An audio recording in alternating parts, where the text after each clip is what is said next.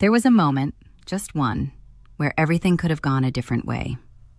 She was standing in a parking lot in Ferris, Mississippi on a Tuesday morning in October, holding a coffee she hadn't touched, watching a man in a mechanic's uniform lock up a shop that was not what it appeared to be.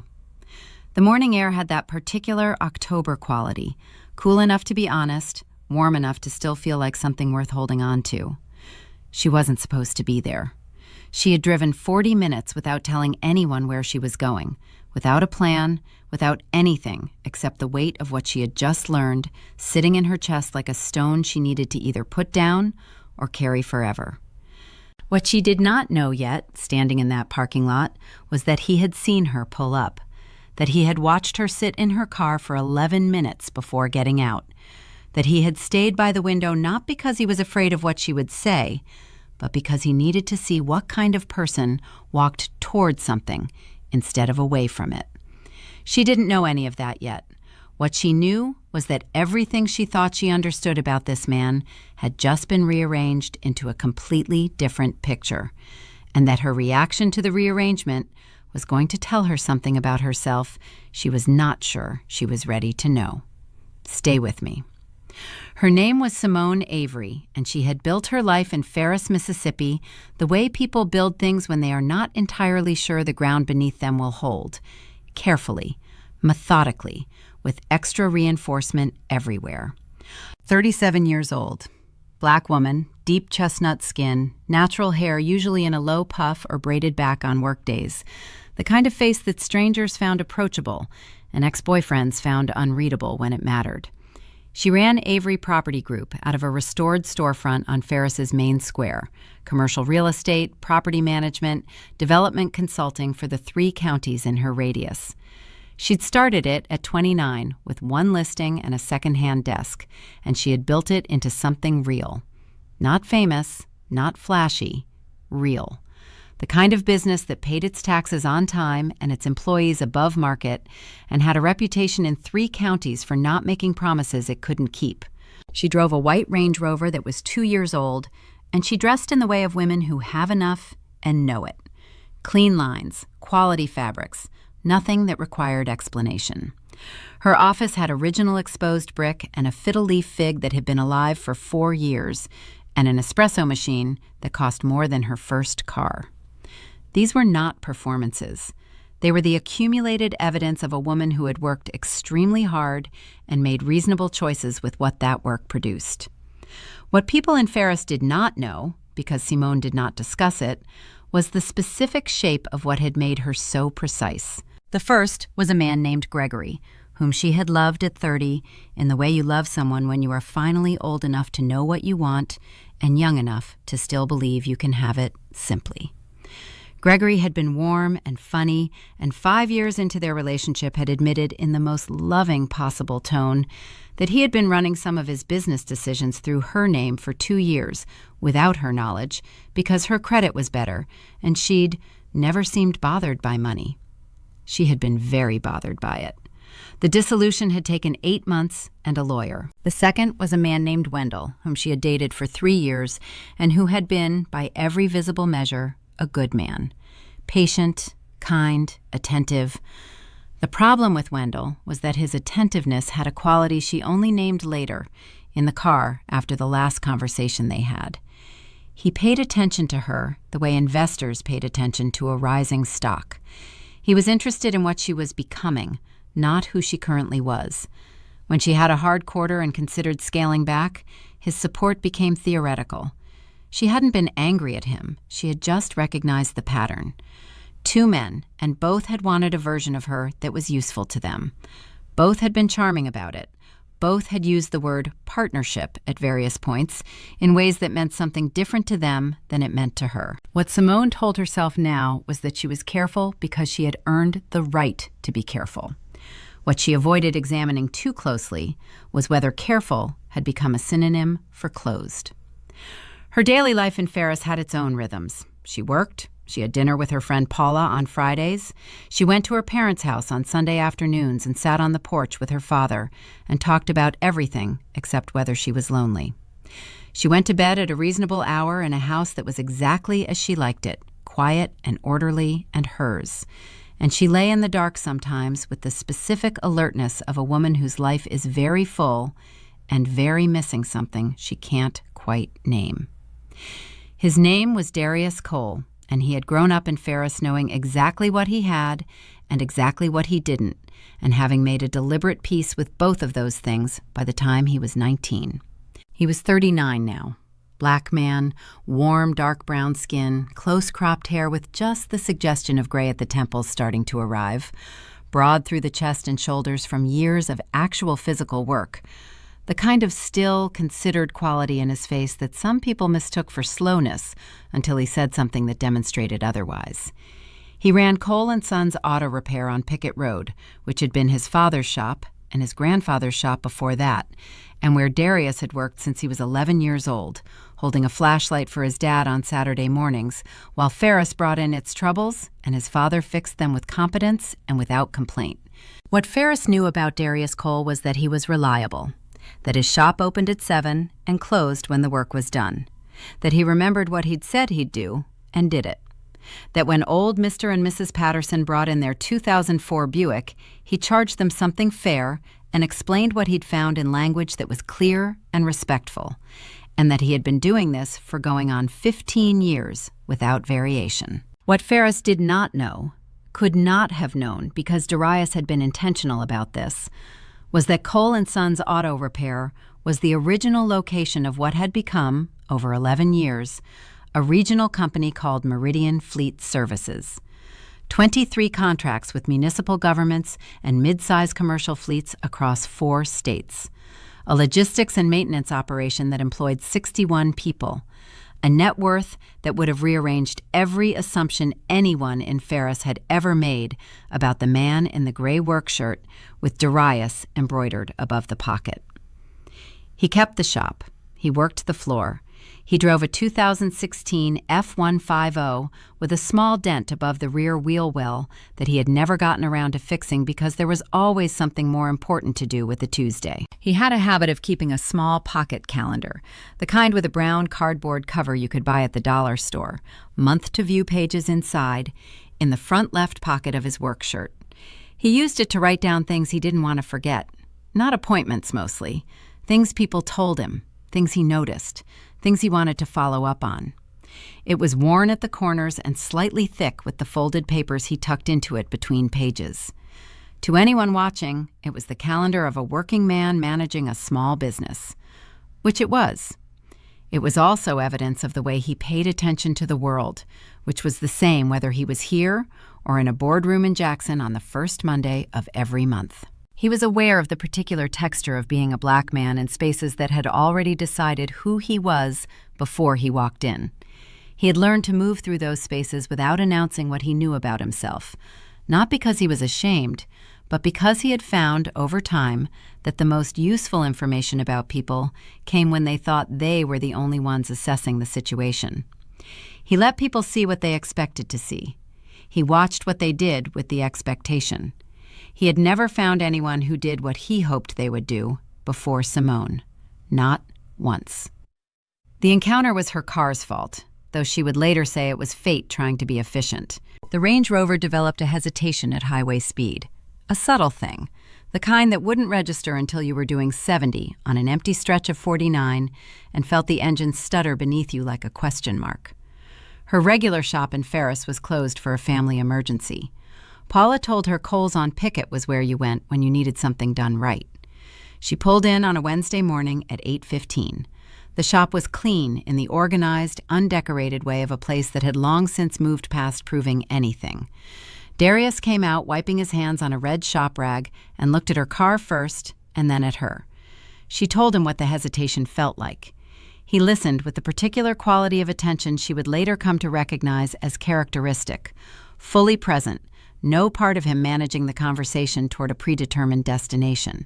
He said he'd need a few hours to run diagnostics. She said she had a 9 o'clock she could reschedule. He said there was coffee inside and a chair that was almost comfortable. The chair was not comfortable. But on the small table beside it was a book, Homegoing, by Ya Jassy, dog-eared 30 pages from the end. She said, without planning to, I sobbed at the ending of that. He was in the bay. He said, "Which part?" She told him. He was quiet for a moment. Then he said, "I think it was the quilts for me, the thing being passed down that they didn't know was being passed down." She looked at his hands, then at the bay, then back at the book. "You have 20 pages left," she said. "I keep slowing down," he said. "I don't want it to be over." She understood exactly what he meant. She didn't tell him that. She filed it in the place where she filed things she would think about later. She paid, he handed her the keys, and she left without asking the thing she had already started to wonder about. She went back the following Wednesday. The hesitation was gone. She needed an oil change. He didn't say anything about her coming back. She appreciated that. Wednesdays became a cadence over the months that followed, not because the Range Rover required that much attention, but because she had stopped pretending that was the reason. Darius brought coffee out to the small waiting area when she was there. 2 cups, no announcement. He kept working while they talked, which she found she trusted more than she would have trusted him stopping everything to perform attention. They talked about the town, about what was changing and what wasn't. She told him about a commercial development she was working to block, an outside developer trying to price 3 longtime family businesses off Ferris's main square. And he listened and then offered a specific, practical suggestion about historic property designation that she hadn't considered, and that turned out to be the angle that worked. She did not tell him she had been thinking about that conversation for the 3 days after it. He told her his father had worked this shop for 30 years, and that the work had been what held the family together during the years when money was thin, not because the shop made them rich, but because the shop gave his father a reason to get up with purpose every morning, and that Darius believed purpose was the thing people most often confused with prosperity. She wrote that down when she got home. She did not write down why she was writing it down. She noticed he never asked what things cost her, never referenced her business in a way that felt like calculation, and never, not once, looked at her the way men sometimes looked at her when they had done the math. He looked at her like she was simply the person he was talking to. She had forgotten how rare that was. It was November, 4 months in, when the doubt came. And it came the way doubt always comes to a woman who has been burned. Not loudly, just with a small, cold accuracy. She had a meeting with a developer from Jackson who mentioned, in passing, that he'd been talking to some fleet company about their maintenance logistics. He said the name of the company, Meridian Fleet Services. He said it was doing well, very well. Said the founder was from somewhere around here, actually. She didn't connect it immediately, but the name stayed in her head the way names do when they're looking for something to attach to. That evening she was in her office late, and she typed it in, just to close the loop in her mind. Meridian Fleet Services, Ferris, Mississippi. The founder was listed on the company's About page. She looked at the photograph for a long time. She thought about Gregory, about the way his helpfulness had been a form of access. She thought about Wendell and the way attention can be a strategy before it becomes a habit. She thought about herself in those relationships, how late she had been to see what she was looking at because she hadn't wanted to see it. She was not angry yet.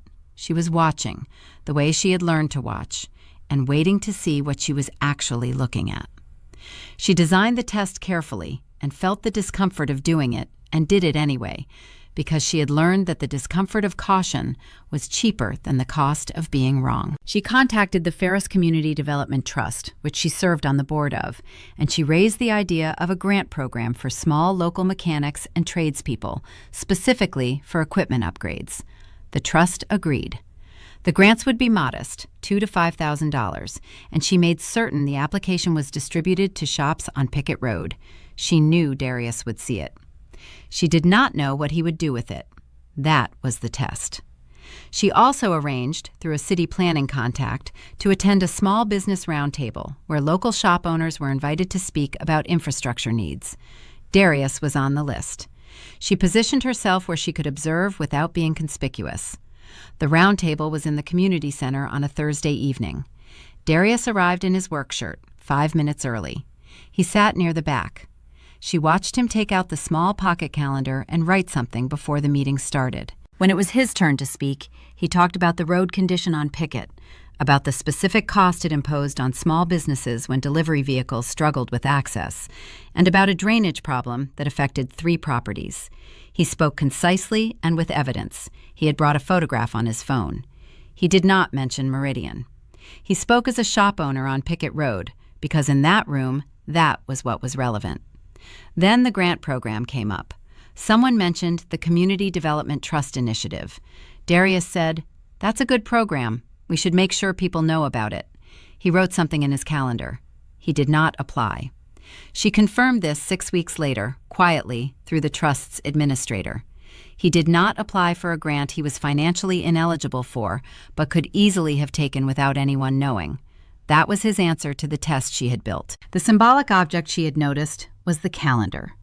The worn, dollar store cardboard calendar he kept in his front pocket and wrote in with a blue ballpoint pen while the world moved around him. She had seen it at the round table. She had seen it at the shop. It appeared at the edge of everything and meant nothing to anyone who didn't know what they were looking at. Then came the thing that almost broke it. Her friend Paula called her on a Sunday evening in December with the energy of someone who thinks they're delivering useful information. Paula had been at a dinner party the previous evening.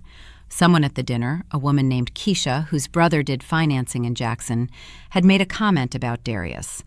That Darius Cole had apparently recently sold a partial stake in Meridian Fleet for a significant sum, and that he had been seen at the dinner, not this dinner, a different dinner, weeks ago, with a woman who worked for one of the acquiring companies, and they had looked, in Keisha's brother's colleague's estimation, like they were not there to talk about fleet maintenance. Paula said, "I just thought you should know." Simone said, "Thank you." She got off the phone and did not call Darius. She did not go to the shop the following Wednesday. She told herself she was being measured. She was being precise. She had the information she had, and she was processing it. What she actually did was stop taking calls after 8, stop going to bed before midnight, rearrange her living room furniture on a Tuesday afternoon for reasons she could not have explained if asked. She drove past Pickett Road on a Thursday without stopping and felt the specific anger of a woman who has started to grieve something she told herself she never fully had. She worked a 14-hour day on Friday and told Paula she was fine and believed it just enough to get through the weekend. It was her father who found the thread that unraveled it. Her father, James Avery, retired high school principal, most methodical man she had ever known, had heard through a church connection that Darius Cole had been seen at the hospital in Meridian on a Thursday evening, twice in the past 6 weeks, during the hours Simone had accounted for in another way. Her father mentioned it because he thought she should know Darius had been spending time at the hospital. He did not know what it meant. He thought she might.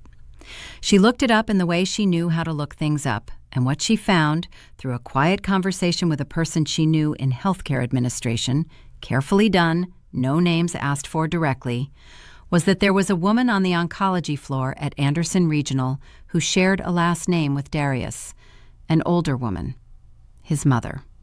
His mother had been in treatment since September.